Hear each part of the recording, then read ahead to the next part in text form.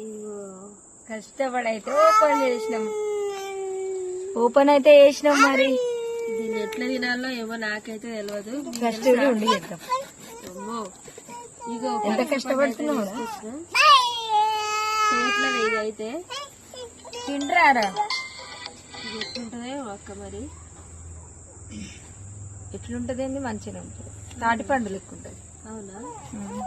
నేనైతే ఇంతవరకు తినలేదు ఫ్రెండ్స్. ఇప్పుడే ఫస్ట్ టైం టేస్ట్ అయితే చేయాలి. చిన్నప్పుడు ఎప్పుడో తిన్నట్టు గుర్తు కానీ దీని టేస్ట్ ఎట్లుంటుందో కూడా తెలియదు. చెట్టు మీద పండు ఇదైతే బాగుంటుందా?